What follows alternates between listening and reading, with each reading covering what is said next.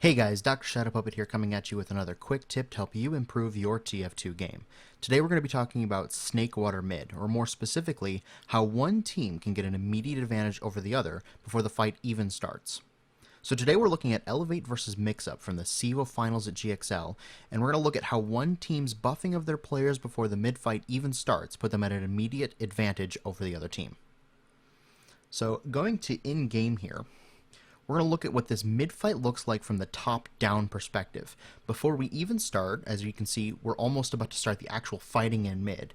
We can immediately see that the Elevate team has quite a bit more health than the Mix-Up team. The green here is a buff, and we see a lot more green for red than we do for blue.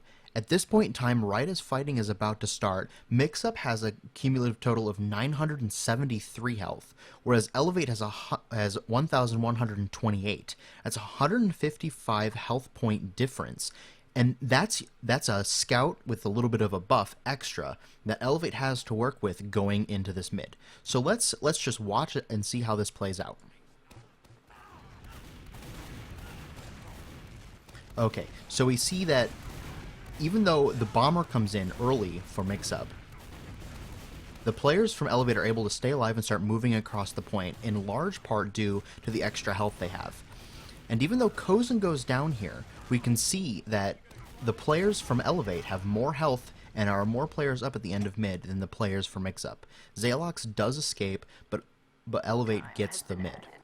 Alright, so now let's look at this fight from the medic's perspective on Elevate, Cozen. Cozen is kind of an up-and-coming newer medic to the invite scene who has more than proved his worth over the last season or two. So let's resume the game here. The obvious heal order, he gets his Demo Man buffed, switches to his soldier, and then he hits the scouts. Now the scouts are the important part here going into this mid. He heals them for as long as he can before switching over to his roaming soldier, who he then starts healing up again.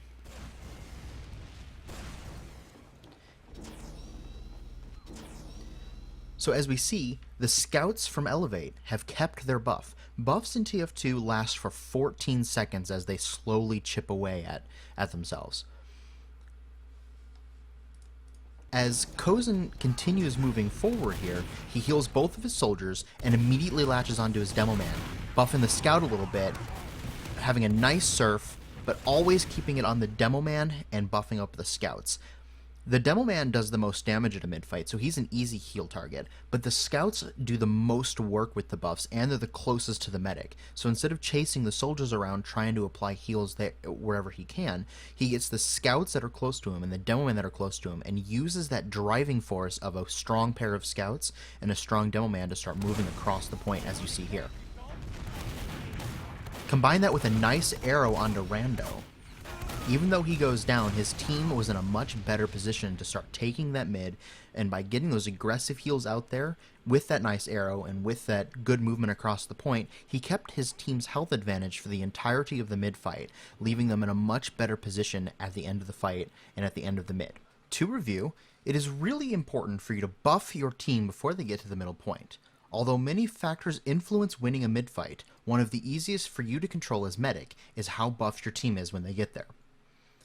Once at Snakewater Middle, focus your heals primarily on Demo Man and Scouts. Soldiers can get some heals too, but if they are playing aggressively, giving your Demo Man some love and keeping your Scouts at 185 will give your team a much stronger cleanup potential going into the late mid.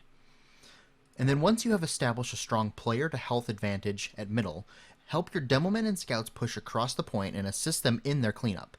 You may die in this process, but winning the midpoint is usually worth that. Thanks for watching, everybody. Please subscribe on YouTube and follow me on Twitter. And don't be afraid to hit me up either on Reddit or TeamFortress.tv and send me your demos, send me anything you want me to review, give me ideas for future videos. I'm always happy to take suggestions. Until next time, I'm Dr. Shadow Puppet.